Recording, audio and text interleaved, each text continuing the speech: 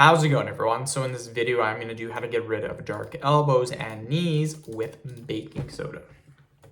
So before I get started, please subscribe to my channel if you haven't already. I do appreciate the support. It helps my channel grow. Please follow me on Instagram, Dylanberg999.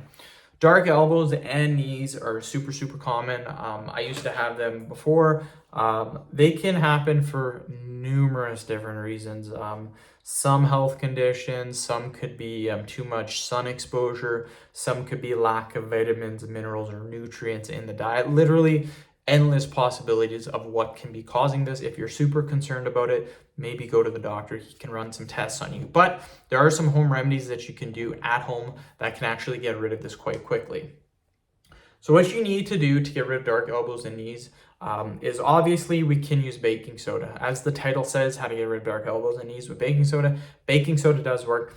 What you basically do is you put a little bit of baking soda in a glass, you add a little bit of water, about equal parts baking soda to water. So if you put in 2 tablespoons of baking soda, put in 2 tablespoons of water, you will get a little bit of a paste and then apply it to the dark elbows and the knees.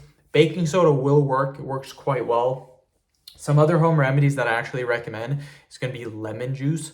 Lemon juice is a natural skin whitener or a skin lightener, if you will. The reason why this works to help lighten the skin has to do with what the lemon juice is made up of. It is super acidic, and anything that's acidic does help to lighten the skin a little bit. So all you have to do is get a little bit of lemon juice, apply it to the knees, the elbows, leave it on 5-10 minutes, and then wash it off. And then over time, this will actually help to lighten and get rid of the dark elbows and the knees.